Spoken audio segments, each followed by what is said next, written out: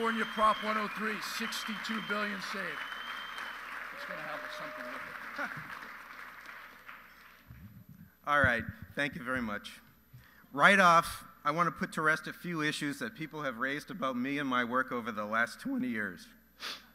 First of all, people are always asking me how I came up with that 20% rate rollback in Prop 103. Now, for those of you who don't remember, under 103, all insurance companies were required to roll back all their insurance rates the day after the election by 20%. Now, I got a lot of criticism from the pundits that that 20% figure was an arbitrary number, but recently I came across my original paperwork and I thought that you might like to see how I decided on the 20%. You can see it was based on a very sophisticated scientific analysis of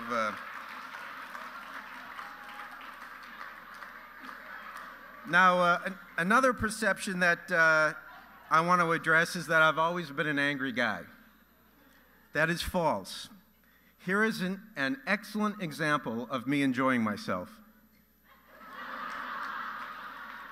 Now, of course, you will see in the next photo that I was a little distressed by the fact that the rubber ducky next to me was made in China and probably had some lead in it. And I thought about suing my parents, but I decided not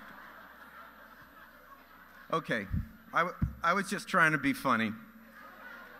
The honest truth is that I am angry a lot of the time. I get pissed off when I see the powerful and the wealthy don't play by the same rules that the rest of us have to obey. That's what made me go to law school, and I guess that's how I ended up here tonight. And by the way, it doesn't have to be a big injustice to offend me. In fact, I find that the smaller the injustice, the angrier I get. I've found that a lot of theft and routine mistreatment is committed on a daily basis in the name of some higher principle, say, like the free market. Aren't you all sick and tired of people who worship the free market? Here's what it means when the corporations talk about the free market. Hedge fund speculators are free to jack the price of gasoline up to $5 a gallon.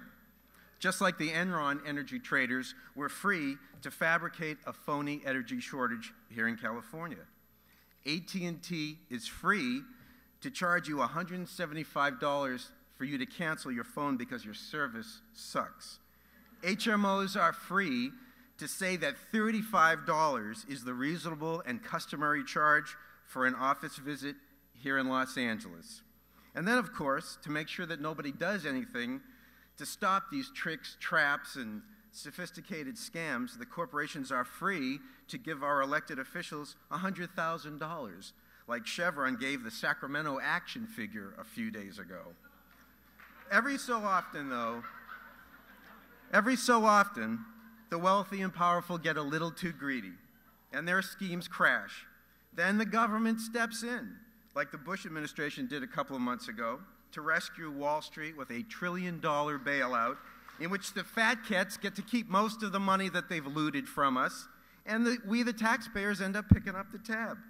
Have you noticed that recently there's not a lot of talk about the free market on Wall Street? Not while the government's stepping in. Honest to God, I wake up every day and the first thing I think of is, how are we going to get these bastards?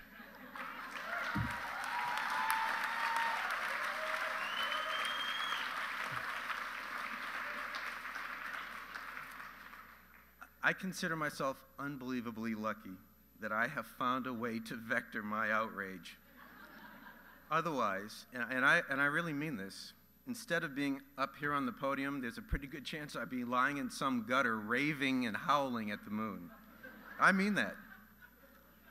I'm also very lucky to be in the company of the people in this room tonight because, let's face it, there is a very powerful combination of outrage and skill present this evening.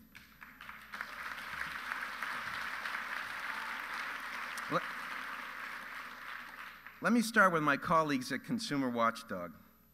I'm going to let you in on one of the organization's most closely guarded secrets. There are only 11 people on the staff of Consumer Watchdog.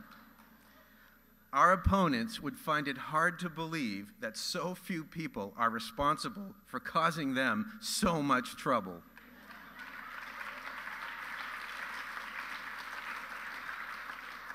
It's really an amazing force to behold.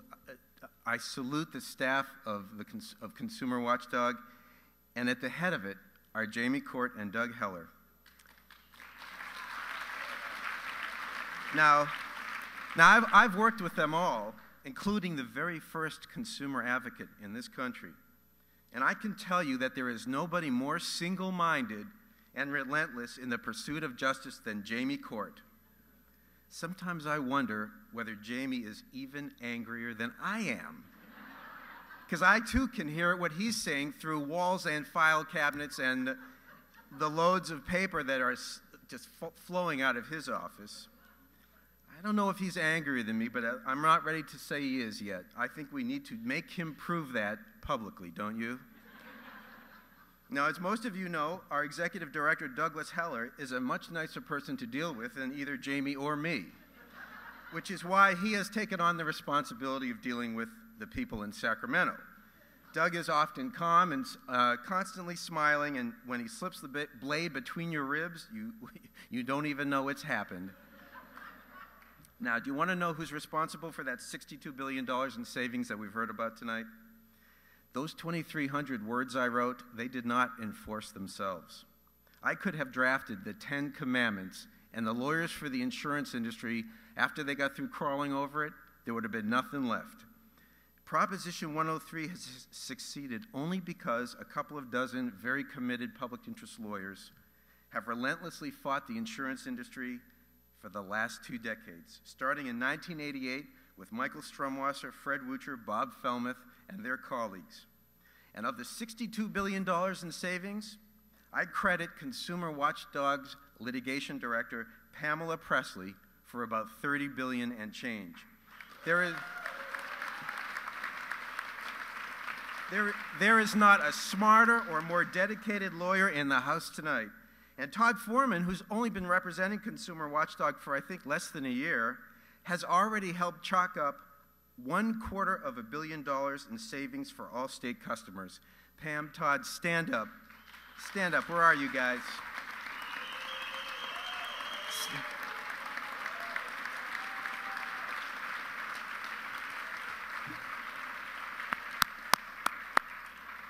Now, let's say you get sick. Let's say you get sick. You can only hope that patrolling the halls of your local hospital are members of the California Nurses Association.